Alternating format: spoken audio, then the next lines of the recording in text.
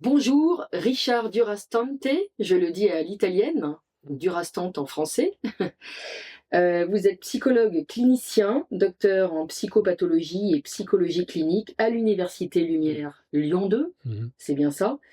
Vous êtes thérapeute familial psychanalytique et vous êtes ancien chargé de cours à l'Institut de psychologie Lyon 2. Vous êtes également auteur et conférencier, bien occupé. Vous venez de Lyon, vous vivez à Annecy. Et surtout, vous avez beaucoup de choses à nous dire sur les quelques dernières années que nous avons vécues. Je suis ravie de vous accueillir sur Tribune Libre. Merci de m'avoir invité d'abord. Oui, on va parler de mon livre, Mhm. dont le titre, qui est évocateur, qui sonne bien, hein, c'est «Société du chaos organisé». Oui. Déjà, il y a 2 choses importantes, il y a deux termes qui vont pas ensemble, c'est chaos et organisé. Habituellement, le chaos, c'est désorganisé justement. C'est un oxymore. On peut dire ça, oui. En tout cas, c'est la manière dont des «élites» entre guillemets utilisent le chaos comme arme contre les gens.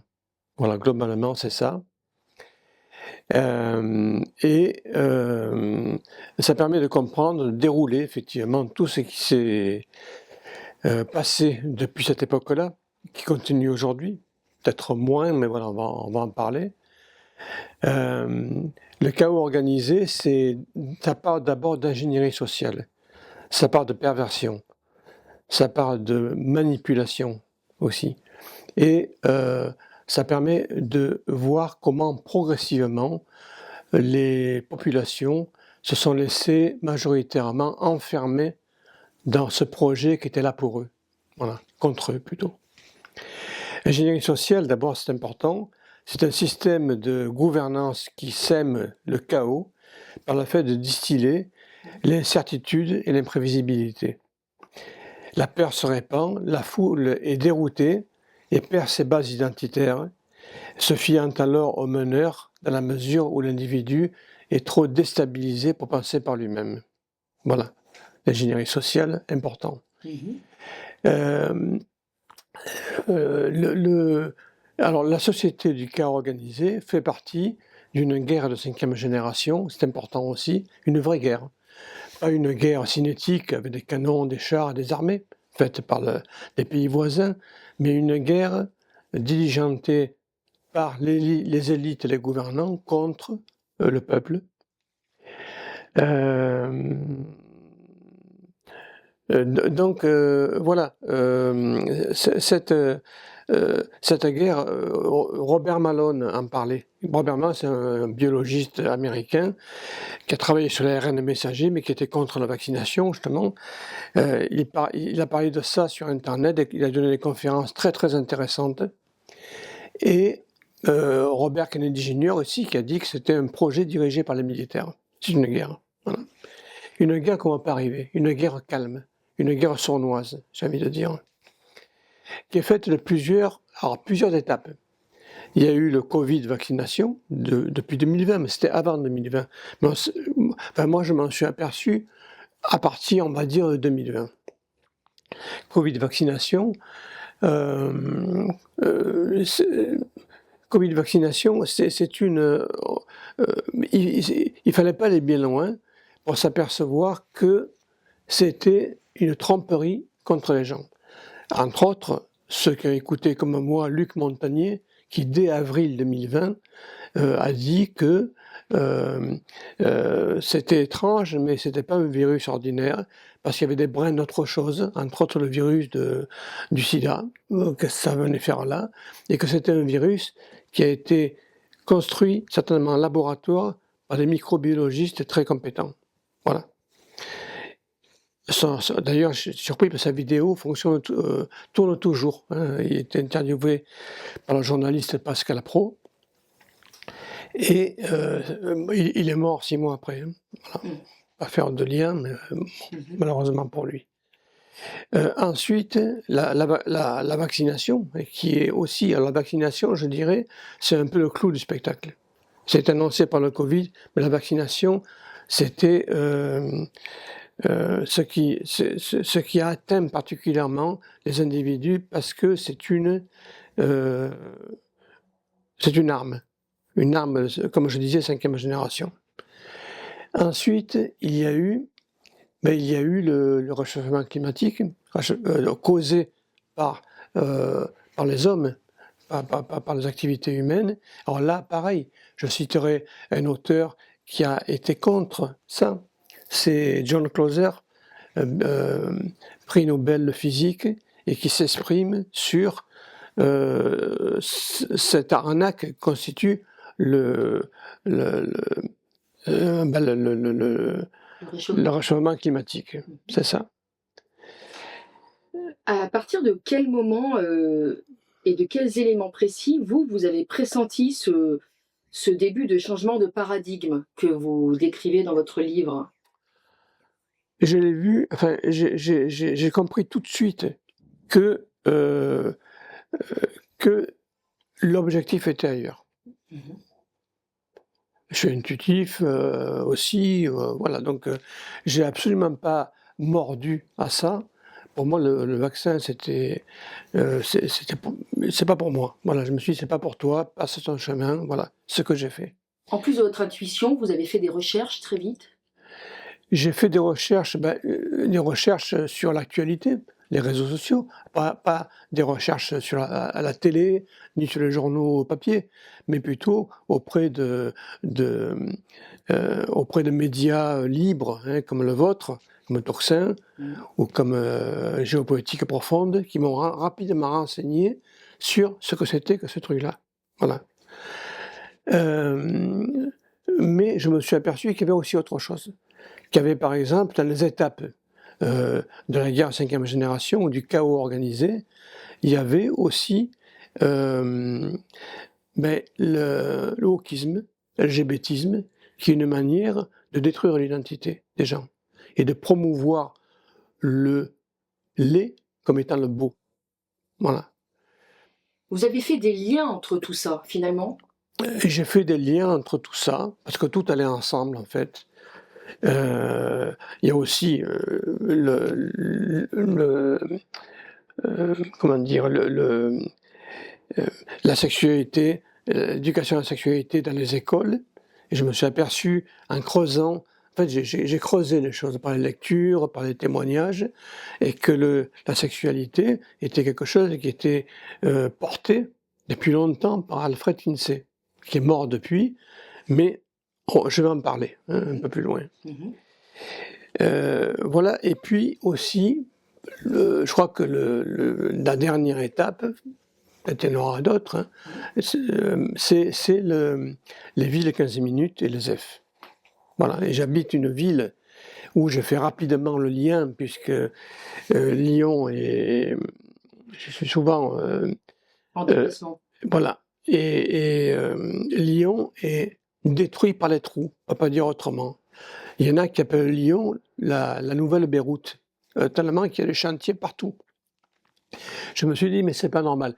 La question, c'est d'amener. Oui, ce que je voulais dire, c'est que mon livre, ce que je dis, c'est surtout que les auditeurs ou les lecteurs ne le prennent pas au pied de la lettre.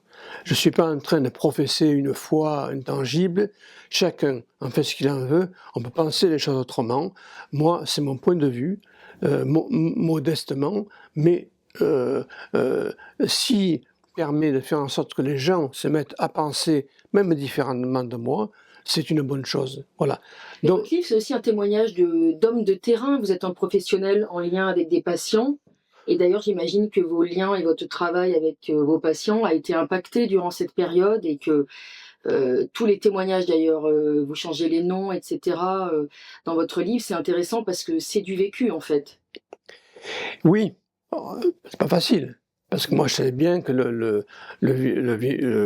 la vaccination était très, très dangereuse et que je ne savais pas comment dire aux gens qui ne voyaient pas les choses. Hein.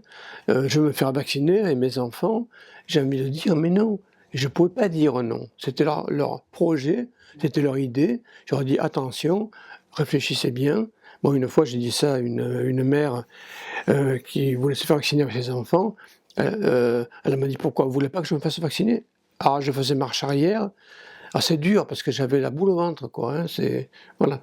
Et je me suis posé des questions éthiques. Est-ce que j'ai le droit ou pas de le dire ou de pas le dire? De pousser plus avant le l'autre solution qu'il y avait, de ne pas se faire vacciner. Mais je ne pouvais pas le faire. Je crois que c'est une démarche que les gens, en connaissance de cause ou pas, doivent faire.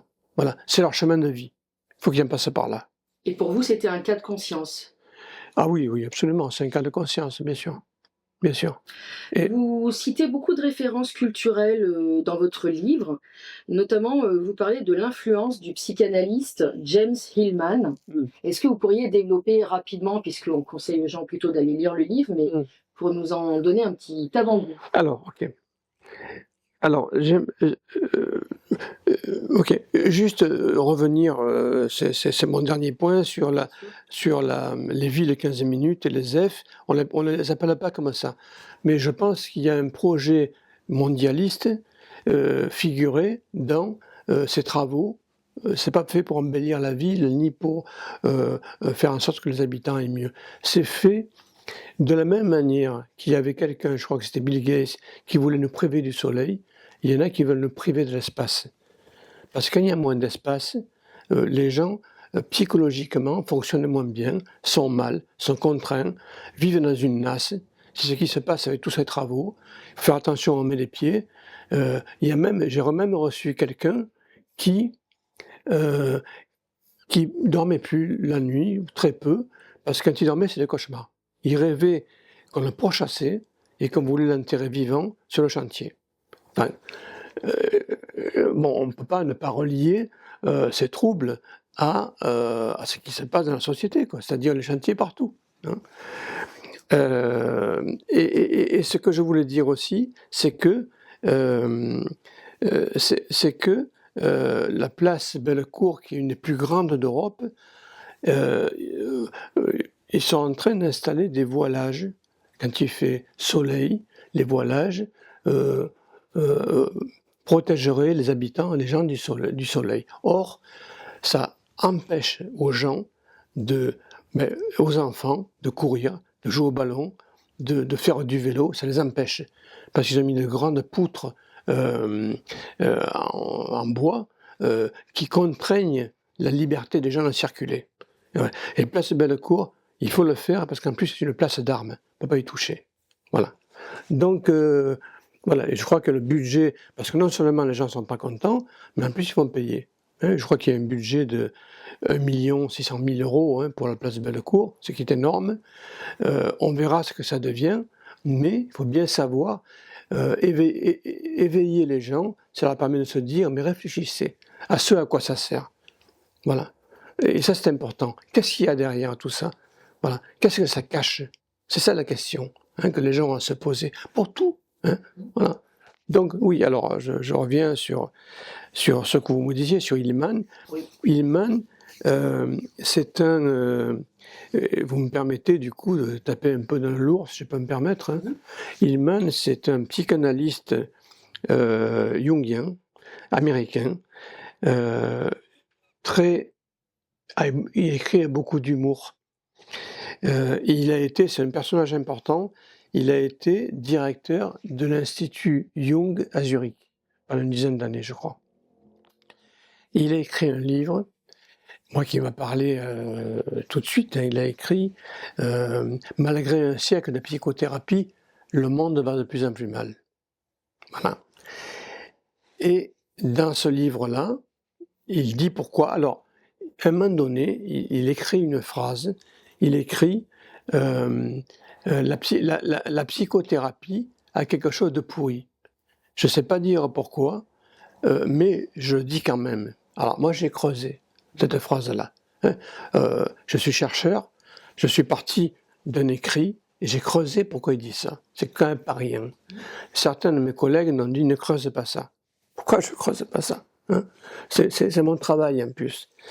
Alors, j'ai trouvé quelque chose. Voilà, l'hypothèse que je fais, c'est que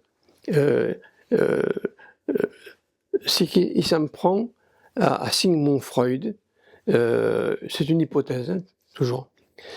Et en fait, il y a deux Sigmund Freud. C'est le même personnage, mais il y a deux époques dans sa vie. Et permettez que je développe un petit peu. En 1895, Freud a écrit l'étiologie de l'hystérie. C'est-à-dire, pour lui, les hystériques étaient des gens, étaient des patients qui avaient comme origine un abus sexuel dans la famille proche, émis par un proche, entre autres, le père sur sa fille. Bon, il est invité à un congrès de psychanalyse avec des médecins. Les seuls qui ont été d'accord avec lui, qui ont approuvé, c'était les médecins légistes. Voilà. Les médecins, les autres psychiatres ont accueilli ces travaux dans un silence de mort. Et là, tout change. On lui a dit, écoutez, on lui a dit, on ne vous conseille pas d'écrire quelque chose là-dessus. Voilà. Mais attention, ce serait préjudiciable à votre carrière. Voilà. Donc là, Freud a été menacé. Il a quand même écrit.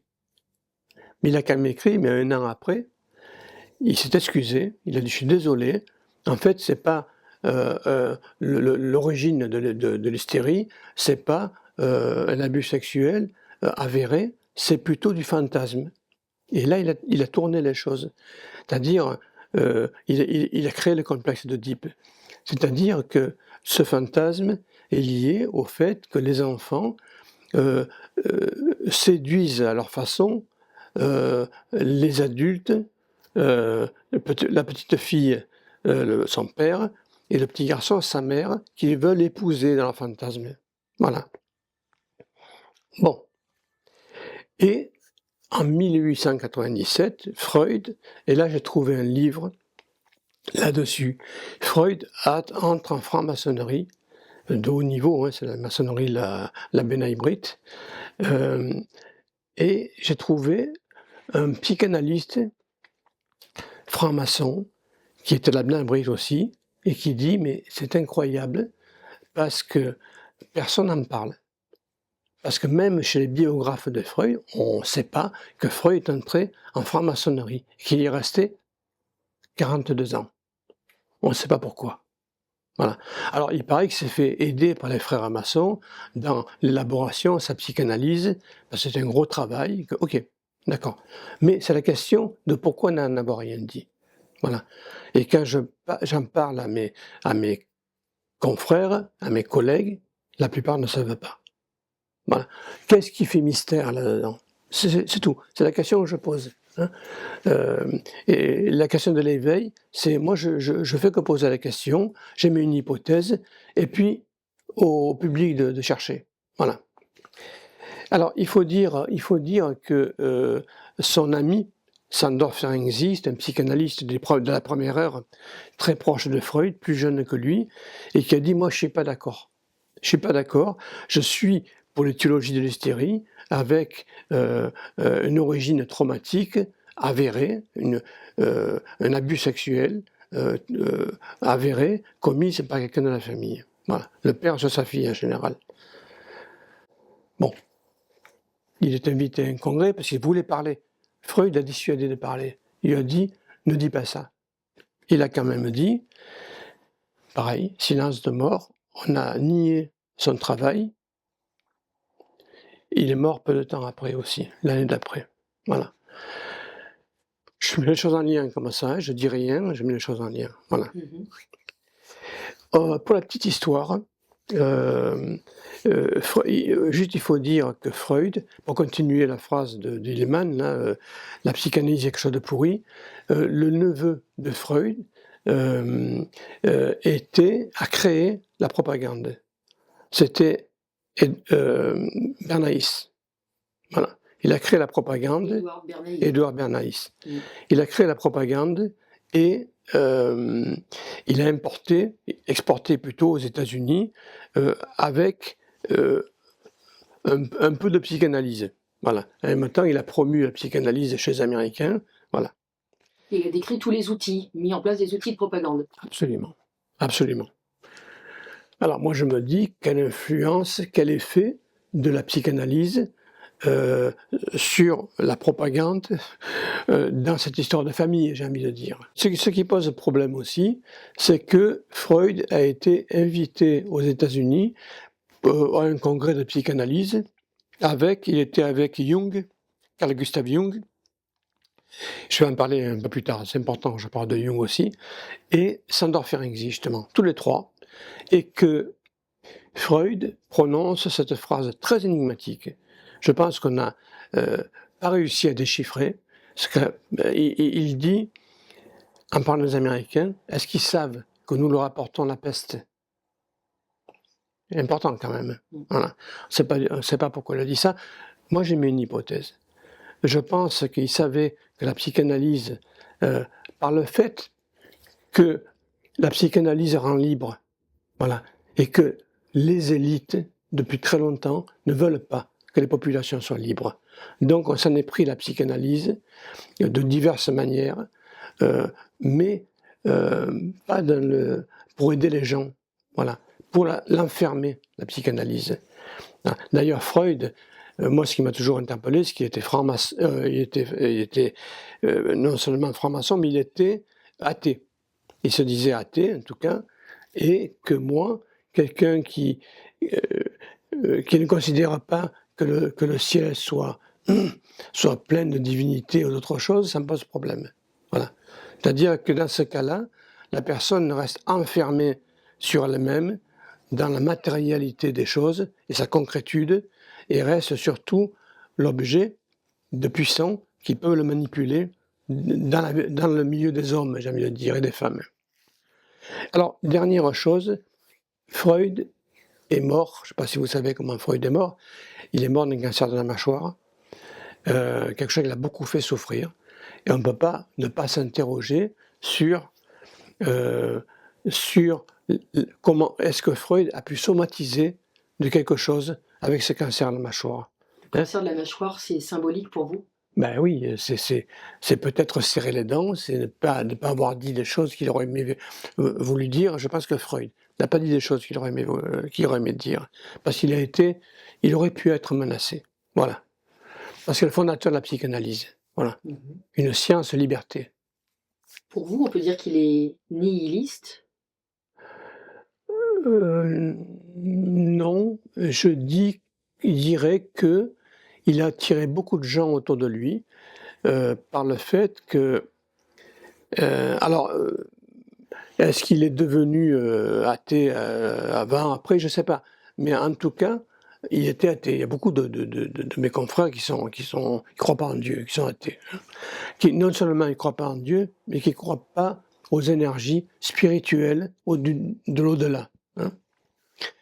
Comme par exemple les chamans, aujourd'hui encore, proviennent de civilisations ancestrales, mais aujourd'hui encore travaillent avec les esprits, bons ou mauvais, les chamans, c'est important. Et que du coup, il se réfère effectivement au fait justement que le ciel n'est pas vide. C'est pour ça que ça permet de travailler, de trouver des choses. D'ailleurs, je salue Virginie, qui est une collègue chamane, j'en profite. J'ai envie de parler de Jung maintenant. Allez-y, oui. Jung est un psychanalyste suisse qui, lui, a enrichi la psychanalyse avec la spiritualité. Voilà. Jung a travaillé sur la conscience de l'univers qui est liée à la conscience humaine. Voilà. C'est-à-dire que l'individu peut communiquer avec l'univers. Il a travaillé entre autres les coïncidences signifiantes, les synchronicités, qui sont justement la marque de cette communication. Je vais vous citer un exemple, j'ai 5 minutes. Un jour, par exemple, je crois que j'en parle dans mon bouquin, oui, j'étais assis contemplatif sur les quais de Saône à Lyon, sur un banc de pierre. Je pensais à un enfant de la famille qui avait 3 ans à peu près à l'époque et qui était malade. Pas très sérieusement, mais quand même j'étais très inquiet. Voilà, du coup j'étais concentré dessus. Voilà, et puis à un moment donné je me lève pour continuer ma route. Je me retourne machinalement sur la bande de pierre. Et il y avait, en fait j'étais assis sur son prénom qui était gravé dans la pierre. avec un signe, une étoile à 5 branches, un pentagramme, qui est un signe de protection globale, voilà, dans l'humanité. C'est-à-dire, le message, c'était peut-être, j'ai interprété comme ça, ne t'inquiète pas, tout va bien aller. Ça a été le cas, bien sûr. Hein. Voilà, c'est ça la communication. C'est un message que délivre l'univers que pour soi. Quand on est concentré, qu'on lui pose la question. Donc vous êtes plus Jung que Freud. Mais j'ai été attiré par Jung, qui me parlait beaucoup plus parce que c'était plus vivant, je dirais. Maintenant, chacun ses origines, son orientation. Hein, c'est pas ce qu'a fait Freud, c'est remarquable aussi. Hein, il a beaucoup écrit, voilà, il s'est interrogé, il a beaucoup souffert aussi. Hein, respect. Voilà. Mais Jung me parlait plus. Voilà. Jung était plus en connexion avec la spiritualité et la foi. Voilà, Jung avait la foi. Voilà. Pas que la croyance en Dieu, la croyance au fait que le ciel n'est pas vide de présence divine hein, et spirituelle. Voilà. Et c'est bien pour ça que vous parlez de guerre spirituelle dans votre livre. Oui, tout à fait. Je pense la guerre 5e génération est aussi une guerre spirituelle. C'est une guerre spirituelle parce que, comme disait Jung, le bien et le mal, ça c'est important, le bien et le mal vont toujours ensemble. Voilà.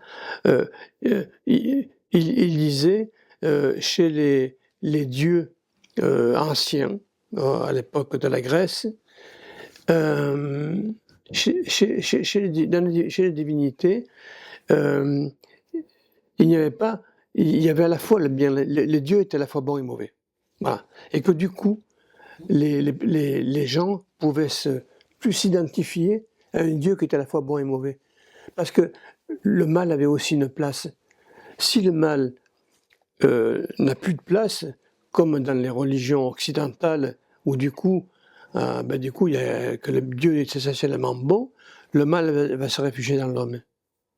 Il va se réfugier chez certaines personnes qui vont prendre le pouvoir et qui vont décider ou phagocyter les gens avec ce mal-là, j'ai envie de dire. La question du mal est importante. Peut-être bien de me poser ces questions parce que l'individu a à la fois le bien et le mal en lui. C'est important parce que il faut qu'il trouve un équilibre à tout ça. Voilà. Et cet équilibre-là lui permet de s'éveiller et de voir autrement le monde dans lequel il vit. Voilà, c'est très important. D'ailleurs, dans votre livre, vous parlez des racines du mal. Et vous faites aussi allusion à l'enfance. Le lien entre les racines du mal et l'enfance. Oui, oui. Alors,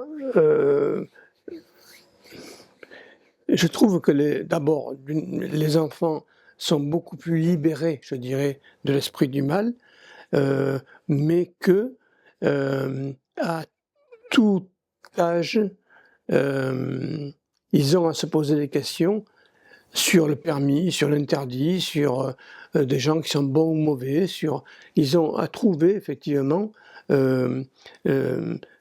l'intuition qu'ils développent sur les origines ou sur ce que valent les gens qui les approchent. Voilà. Ce que je voulais dire comme point important aussi, c'est revenir à Hillman, qui a dit quelque chose d'important. Il a dit, et pourquoi pas, et pourquoi le cabinet ne serait pas un lieu où l'on fomente la révolution? Alors, beaucoup n'ont pas compris. La question n'est pas de fomenter la révolution quand on n'est pas éveillé. La question, c'est, Hillman parle de réévolution, c'est-à-dire ce qui remet en mouvement quelque chose d'important chez les gens. Voilà. Et qui permet effectivement, du coup, de se rééquilibrer par rapport au bien et au mal, et par rapport au monde environnant, aux écosystèmes. D'ailleurs, vous savez sans doute que les éco-psychologues sont des psychologues qui travaillent toujours avec la personne, qui travaillent toujours en fonction euh, en fonction des écosystèmes. La personne n'est jamais seule. Hein. Malheureusement, chez beaucoup de soignants, on considère trop, on considère pas assez plutôt que les gens, on pense que les gens sont seuls dans leur vie, voilà, et qu'ils ne se disent pas concernés par le monde dans lequel on vit, par exemple. C'est important. C'est important. Ce qui est important, c'est quand il y a une catastrophe sociale comme depuis 2020, ils ne savent pas se positionner avec tout ça. C'est-à-dire qu'ils ne peuvent pas... ils sont loin. Je crois que beaucoup de confrères sont loin de la foi, de la croyance, et n'arrivent pas du coup à prendre en charge la colère, la rage même chez les gens. Hein. Ils pensent que c'est... Quand on sort ces sentiments-là, ou ces affects, même violents, de la réalité, de ce que vivent les gens, on ne comprend pas. Voilà. Je crois qu'il y en a beaucoup qui ne comprennent pas. Voilà. Parce qu'ils n'ont pas saisi le fait que, oui, les gens, dans le monde dans lequel on vit, ont le droit d'être en colère. On peut tout à fait les comprendre. Voilà. Et c'est important qu'ils le soient aussi. Voilà. Mais la question, c'est du coup, qu'est-ce qu'on en fait après, hein? Comment on va aider ces gens à trouver la source de leur mal, la source de leur mal-être, hein, voilà. Comment ils peuvent eux comprendre? Et la question, la question n'est pas de la question n'est pas de tout mettre sur le compte, c'est ça que je voulais dire aussi, de tout mettre sur le compte de gens mauvais qui sont au pouvoir ou autres. La question, c'est d'amener les gens à s'éveiller. Par exemple, j'ai un exemple, c'est Thierry Messant qui disait il n'y a pas longtemps dans une vidéo, il disait mais on lui demandait, l'animateur de la vidéo lui disait mais il faudrait quand même arrêter tous ces gens qui sont au pouvoir, qui exagèrent, il dit mais non, au contraire il faut les laisser dérouler leur narratif, hein, de façon à ce que les gens se rendent compte d'eux-mêmes qui ils sont et s'éveillent par rapport à tout ça. Voilà. Il prenait un exemple, il disait la révolution de 1789, beaucoup, le gouvernement de l'époque se demandait, ou plutôt les gouvernants se demandaient qu'est-ce qu'il fallait faire le roi. Louis XVI, est-ce qu'il faut couper la tête du roi ou pas? Bon, là, il y a eu un comité qui s'est réuni, la plupart étaient d'accord de couper la tête au roi. Il n'y en a qu'un qui n'était pas d'accord. Il dit c'est pas le roi qui est seul responsable. Voilà. Et si on coupe la tête au roi, la révolution de 1789 va s'arrêter. Mais après, on ne pourra pas aller plus loin. Ce qui s'est passé, on a coupé la tête au roi, la révolution s'est arrêtée, après il y a eu pire, il y a eu la terreur. Voilà. C'est-à-dire que ce que dit Thierry Messant, et j'ai en tête aussi Étienne de la Boétie, qui a écrit Discours sur la servitude volontaire, qui dit pareil. Thierry Messant dit, le problème, c'est pas le gouvernant, quel qu'il soit, Pierre, Paul ou Jacques, le problème c'est notre propre aveuglement, c'est notre propre endormissement. Le problème est là. Il faut que les gens s'éveillent. Parce que si les gens font la révolution en restant endormis, ça ne servira à rien. Il faut qu'ils s'éveillent.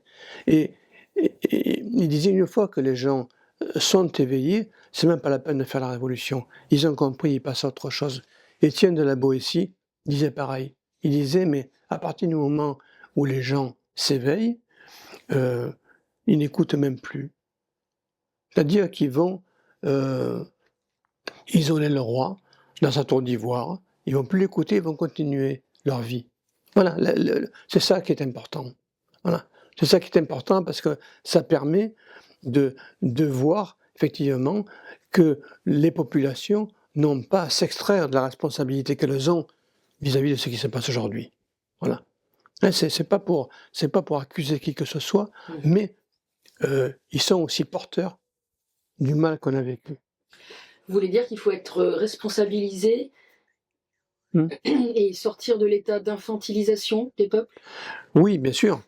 Oui, mais ils peuvent, ils peuvent être infantilisés, effectivement. Il peut y avoir des manœuvres de manipulation mentale, hein, des propagandes, mais au fond du fond, au fond d'eux-mêmes, il faut qu'ils s'en extraient. Il faut qu'eux-mêmes pensent à leur responsabilité. Quand je vous dis le bien et le mal habitent les gens, oui, mais c'est pas pour ça qu'il faut chasser le mal. Le mal, il faut en faire quelque chose du côté d'un équilibre. Voilà, il va rester tranquille. Hein, c'est ça la question. Ce que je fais là aujourd'hui, je suis pas meilleur que les autres, mais j'arrive à parler du bien et du mal parce que c'est important pour tout le monde. J'ai une histoire amérindienne qui me vient en tête. C'est l'histoire des deux loups, pour parler du bien et du mal toujours. Un jour, c'est un vieux sage qui parle à un enfant.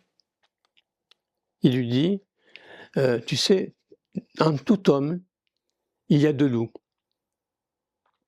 Il y en a un qui est plutôt gentil, qui est compréhensif, qui est attentif, qui est protecteur. Et l'autre, il est plutôt méchant, il fait peur et il diffuse l'angoisse et la peur. Et l'enfant lui dit, mais c'est lequel qui gagne? Et le vieux lui dit, c'est celui que je nourris. Celui que je nourris, ça veut tout dire. Hein. C'est-à-dire qu'on nourrit aussi bien le bien que le mal en société. Voilà. C'est pas la peine de s'en prendre à tel ou à tel gouvernant, oui, d'accord, mais en quoi on en est responsable? Encore la même question. Je vais vous dire, il y a deux mythes platoniciens qui sont importants à mon avis. C'est celui du mythe de la caverne. Pour moi, Platon, c'est un guide pour l'humanité. Hein, voilà, c'est quand même très très important. Le mythe de la caverne. Alors, imaginons, dit Platon, que dans une caverne soit enfermé un groupe de personnes et que ces gens sont enchaînés et que ils soient face à la paroi de la caverne. Et derrière eux, en plein soleil, il va y avoir des gens qui passent. Bon, en gros, je modifie un peu, mais voilà. Il dit, mais les gens, à force, avec ces années dans lesquelles ils font face à la paroi de la caverne, ils pensent que la vérité, c'est sur la paroi. Ils pensent que la vérité sont les ombres qui voient passer, et pas ceux qui sont dans leur dos, parce qu'ils n'ont jamais vu ceux qui sont dans leur dos.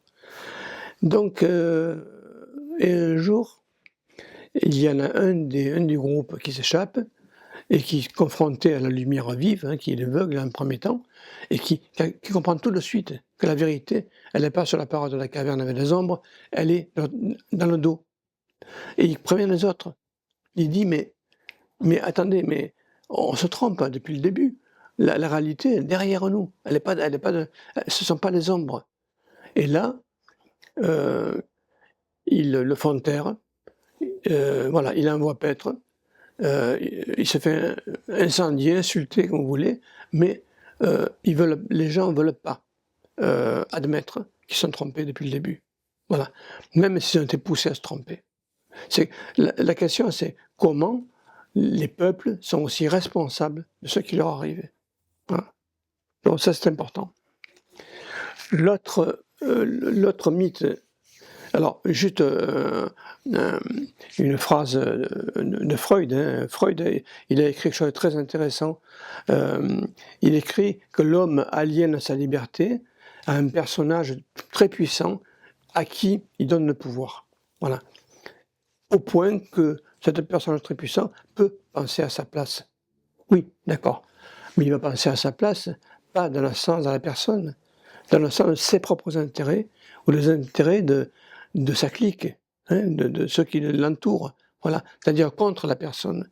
Il va, entre autres, empêcher au peuple de penser et de lui montrer que la vérité, elle est là, elle est édictée par lui, ce qui n'est pas le cas, bien sûr. Un autre mythe de Platon, on en pense ce qu'on en veut, mais c'est important de s'y arrêter un moment, c'est le mythe d'Er. Le mythe d'Er, d'E', Platon disait que les âmes décident de leur future incarnation, c'est-à-dire le lieu où elles vont vivre, leurs parents, quels parents elles vont avoir, les événements de leur vie, le bien et le mal. Voilà, c'est la personne, grosso modo, qui décide. Platon dit ça. D'autres avec Platon, il n'y a pas que Platon. Et que du coup, la personne est du coup responsable de ce qui lui arrive. Parce que ce qui lui arrive et le choix qu'elle a fait, c'est pas pour se faire du mal, mais c'est pour se rééquilibrer par rapport à ce qui s'est passé de mal dans ses vies antérieures. C'est pour équilibrer quelque chose. Voilà. C'est-à-dire que la future incarnation, elle est là pour rééquilibrer tout ça à travers le choix que la personne fait quand elle est encore une âme. Voilà.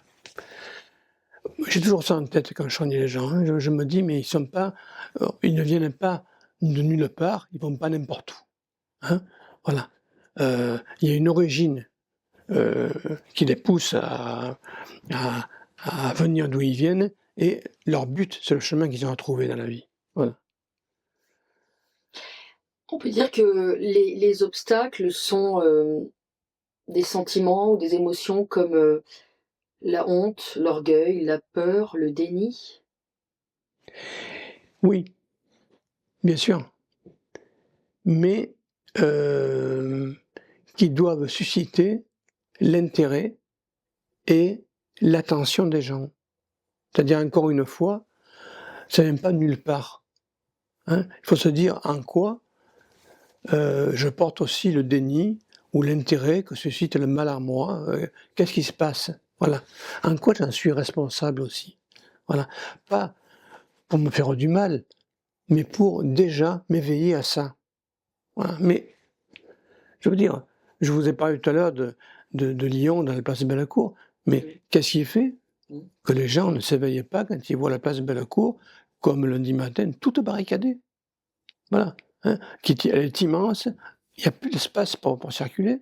Vous voyez, c'est important de se poser la question, de dire, mais qu'est-ce que c'est ce truc-là? Il y en a beaucoup qui se la posent. D'ailleurs, je salue le comité de défense de Lyon, du Grand Lyon, hein, où ils se battent pour restaurer la liberté dans la ville, entre autres. Hein. Voilà, c'est important. S'éveiller, c'est mûrir, c'est grandir. S'éveiller, c'est voir le monde dans lequel on vit avec un regard neuf. Voilà.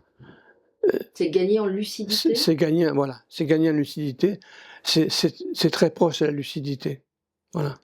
Tout à l'heure, je vous ai dit, je ne me suis pas fait vacciner. Pourquoi? Je ne sais pas. Hein, une intuition, voilà. C'est ça, s'éveiller. Mais la lucidité, c'est douloureux. Tous les psychismes sont pas prêts à supporter des réalités ultra-violentes, peut-être. C'est vrai. Je suis d'accord. Surtout qu'il y a des menaces qui sont liées à tout ça, qu'il y a des... Voilà. Pendant le Covid, on forçait les gens à se couvrir, à mettre des masques, à signer des attestations pour sortir. Voilà. Ça, c'est insupportable. Hein. Mais, en même temps, ce qui est important, c'est que les gens puissent se dire, mais en fait, c'est pas totalement contre moi, j'en suis pour quelque chose de tout ça. Voilà. Peut-être, je ne suis pas responsable de tout, mais j'en suis pour quelque chose. Voilà. C'est dans ma capacité que j'ai à ne pas réagir que j'active aussi les choses de l'autre côté. Donc vous dites que l'obéissance, c'est une co-responsabilité. Quand elle n'est pas légitime, oui. Voilà. Mhm. D'ailleurs, dans votre livre, vous parlez du syndrome de soumission et de fabrique du consentement, justement. Pour Oui. dire deux mots. Mais... Euh, Syndrome de soumission et fabrique du consentement, ben c'est la même idée. C'est-à-dire, ce sont, à partir du moment où les gens ne réagissent pas, il y a des élites qui vont réagir à leur place. C'est-à-dire, ils vont utiliser euh, cet endormissement, cet aveuglement, comme disait Thierry Messant, contre eux, hein, de façon à pouvoir euh, emprisonner les populations pour qu'elles ne réagissent pas, ou le moins possible. Voilà. Tout est construit dans l'interaction, j'ai envie de dire. Hein. Si les peuples réagissent, s'éveillent, je peux vous assurer que c'est fini après. C'est-à-dire que les gouvernants auront beau parler, faire peur, c'est fini la peur. Quand on voit lucidement, avec lucidité, on laisse tomber la peur. Donc là, vous faites allusion également à Étienne de la Boétie. Ils sont puissants parce que vous êtes à genoux. Voilà, c'est tout à fait ça.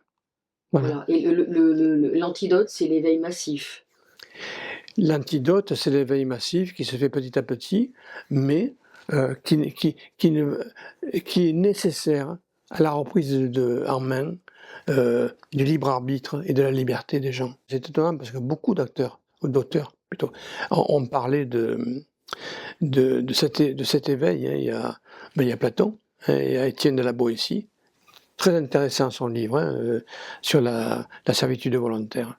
Il y a Freud, hein, qui en a parlé, et bien d'autres. Hein.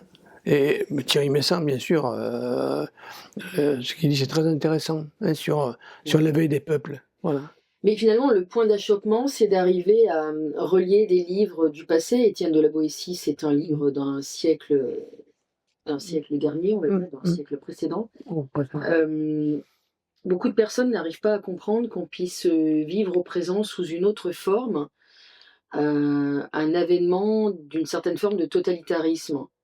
En fait, quand le diable s'habille, pas en Prada, mais en quelqu'un de bien, les gens ont beau avoir des références culturelles du passé, ils n'arrivent pas à les appliquer au présent. C'est beaucoup trop violent. Et là, comment faire en tant que psy pour arriver au moins à semer le doute dans les esprits? Avec beaucoup de patience. Je crois que c'est une caractéristique des gens d'avoir besoin de vivre certaines choses pour pouvoir s'éveiller. En fait, la question, c'est qu'on n'est pas parfait. Voilà, on n'est pas parfait, il y a du bien et du mal partout, comme je vous disais, mais qui s'équilibre ou qui se déséquilibre. Dans une société, à partir du moment où les gouvernants, ou les gens puissants, coupent l'individu encore une fois, de la spiritualité, de l'éveil, de libre arbitre, de tout ça, ben, ce qu'on va imposer aux gens, ça va être au contraire comment dire, la matérialité des choses, le plaisir des sens, voilà, tout ce qui est bas de plafond, j'ai envie de dire. Voilà. Et les gens accrochent. Hein. Et aujourd'hui, on peut dire que quand on ne contrôle pas Internet, les jeux vidéo, c'est fait pour endormir les gens et les jeunes, entre autres. Hein. Voilà. Mais au bout d'un moment, ça va trop loin. Je crois que les gens s'éveillent petit à petit. Voilà. Dans tout ce qui se passe dans le monde, je crois qu'à un moment donné, les gens vont s'éveiller. Peut-être pas tous.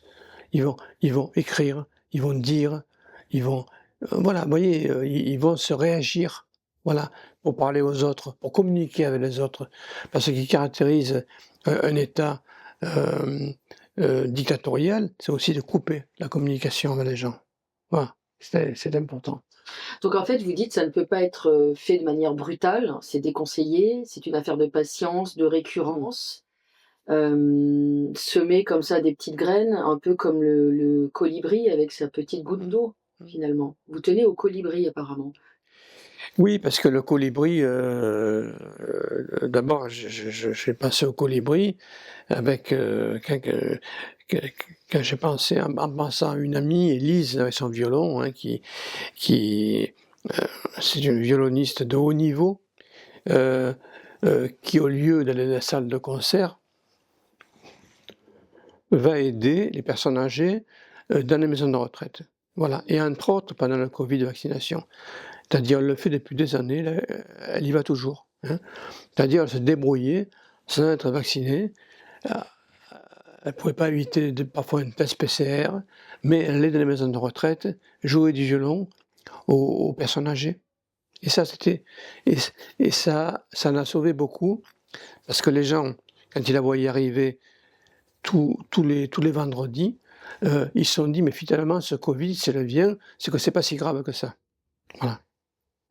Mmh. Elle a résisté à sa façon, sans violence. Voilà. Parce que quand je lui dis: «Mais c'est quand même héroïque». Elle veut pas entendre ça. Elle me dit: «Moi, j'ai besoin de le faire, point final». Voilà. Elle a eu besoin de faire ça. Dans son destin, il y avait ce passage-là pour elle, quoi. Voilà. Ça, c'est important. Vous nous citez aussi un conte. Les contes nous en disent plus sur nous. Ça peut être un bon moyen de communiquer, le conte. Bien sûr, bien sûr. Les contes, les petites histoires, surtout aux enfants, hein, permettent effectivement de, de d'imager le réel pour qu'il soit plus accessible à la compréhension. Hem Mmh. et ça, c'est éminemment important, quoi. Je voulais aussi citer, hem, Gérard Pommier. Alors Gérard Pommier, c'est le type de psychanalyste engagé. Je crois on ne fait pas ce métier-là, je suis désolé, mais sans être engagé, quoi. Voilà. Mmh. Si on le fait, dans son petit coin, avec ses petits patients, heu qui souffrent parce qu'on relie toujours leur souffrance à papa, à maman, aux grands-parents, ça suffit pas. Je crois que l'individu, et je voulais le dire aussi, souffre à cause de l'état d'une société ou de l'état des gouvernants, quand les gouvernants vont mal. La personne souffre aussi et que ça se travaille. Voilà. C'est important de ne pas faire l'impasse sur ça, quoi. D'ailleurs, c'était une de mes questions. La classe politique aurait-elle besoin d'un bon psy?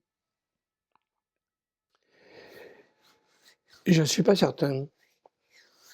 Heu, Encore faut-il tomber sur un bon psy. Mmh. Voilà. Mais la classe politique, heu, à travers tout ça, joue son jeu. Voilà. Je ne vais pas trop rentrer là-dedans, mais heu, volontairement, involontairement, inconsciemment, aide les gens à s'éveiller autrement. Donc ça rejoint la phrase: «On a les politiques qu'on mérite». Ouais, mais je crois qu'il fallait que ça se passe comme ça. Mmh. C'est vraiment important. Oui, je voulais citer aussi, alors Gérard Pommier, c'est un psychanalyste, contemporain qui est mort il y a pas longtemps et qui était, heu, qui était dans le mouvement des gilets jaunes. Voilà, il était, dans le mouvement des gilets jaunes, il en a dit beaucoup et c'était un psychanalyste engagé comme tous devraient l'être. Voilà. Il a dit il dit: «La psychanalyse veut ignorer la violence d'État et le rap des libertés. Mais quand elle fait cela, elle se fait complice du dictateur». Voilà ce que dit Gérard Pommier, psychanalyste. Non, il y en a aussi qui parlent, hein, et je cite aussi André Green, c'est un psychanalyste de haut niveau, français, qui a, beaucoup travaillé sur la psychanalyse en France et qui dit: «La psychanalyse est complètement dépassée par les effets du mal dans les sociétés actuelles». Voilà.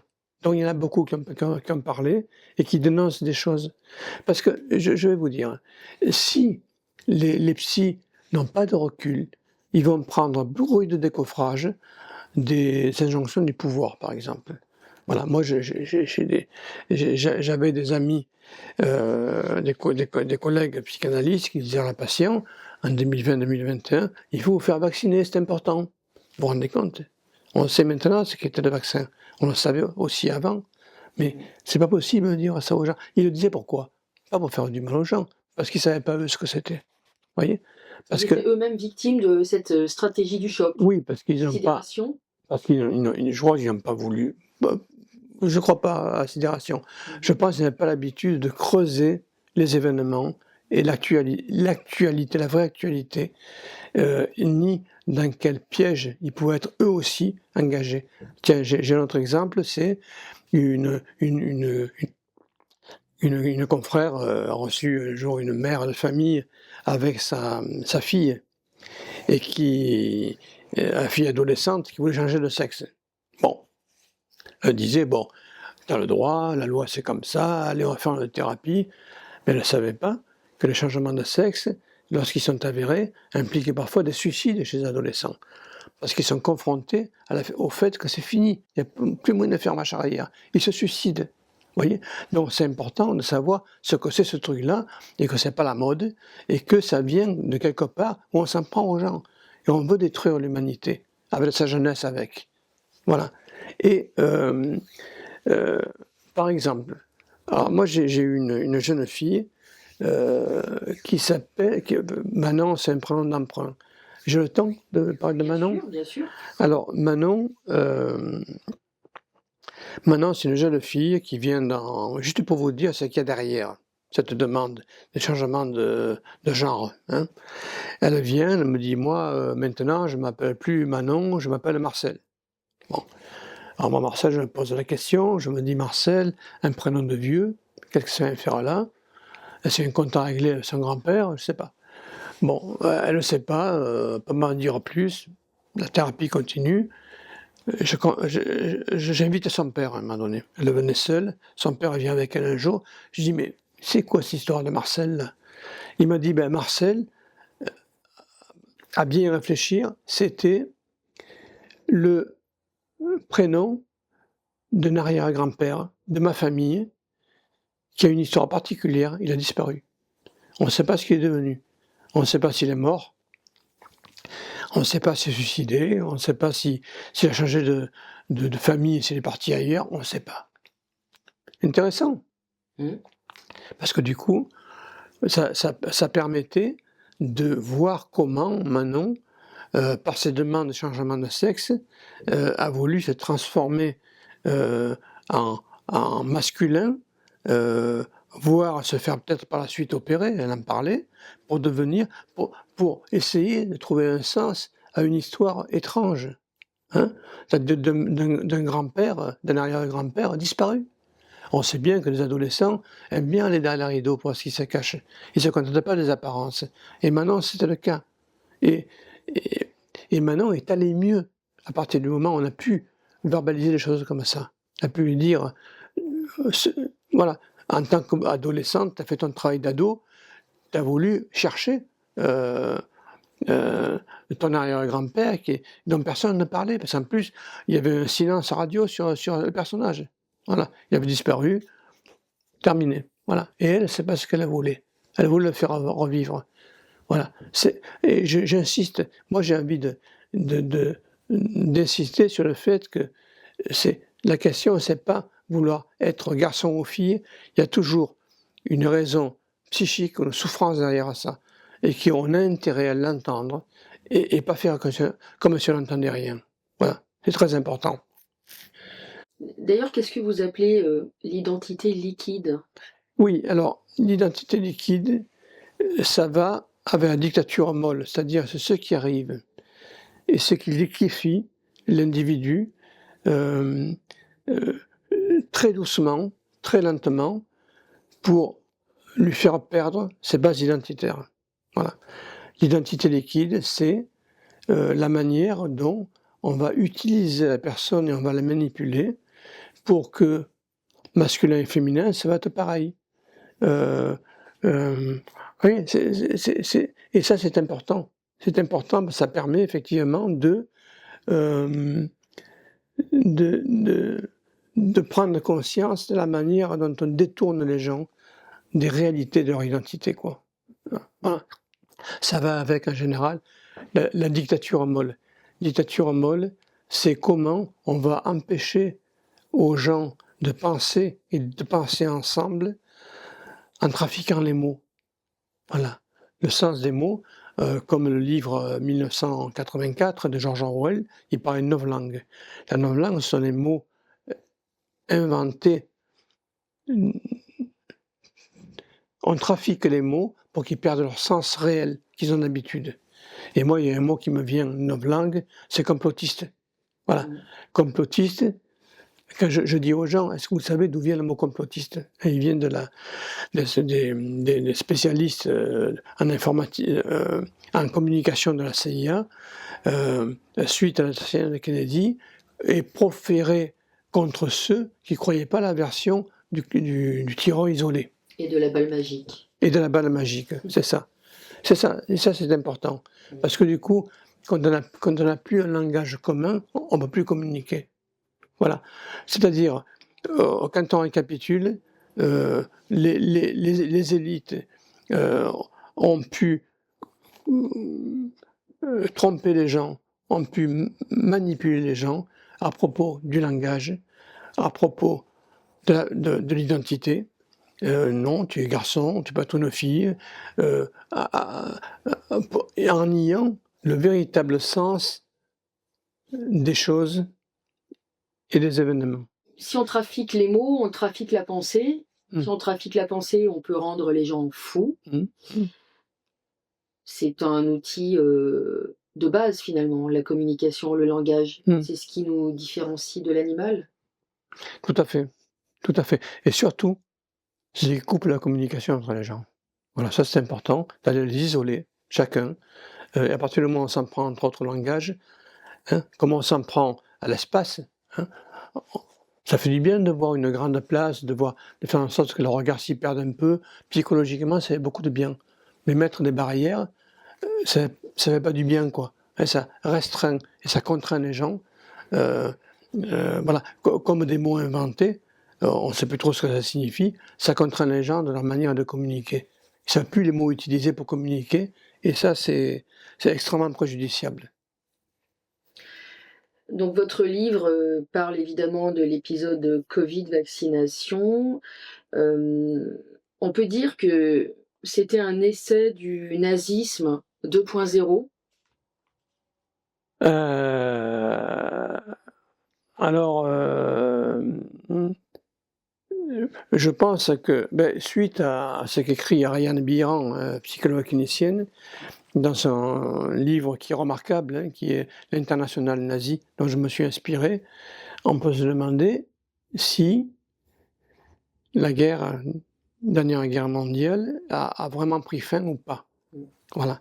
On peut se demander comment, là aussi, les peuples ont pu être manipulés par une élite au pouvoir qui leur a aussi rapté leur liberté, leur vie, sans forcément que les populations s'en rendent compte, ou réagissent en tout cas, mais avec beaucoup de retard.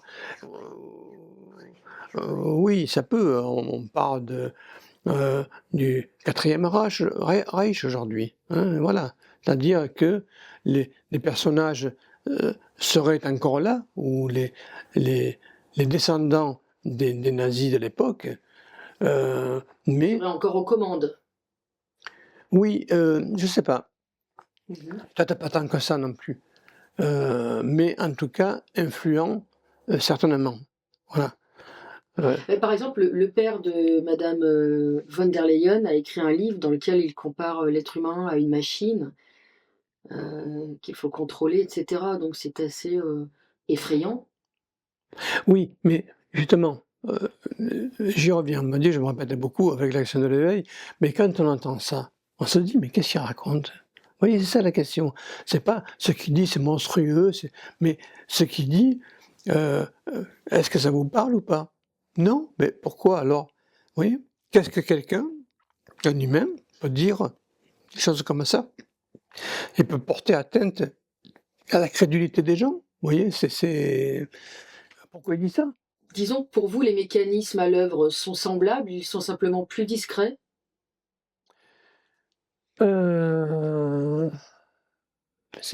C'est compliqué parce que ça implique, c'est une question que j'ai pas forcément beaucoup creusée. Je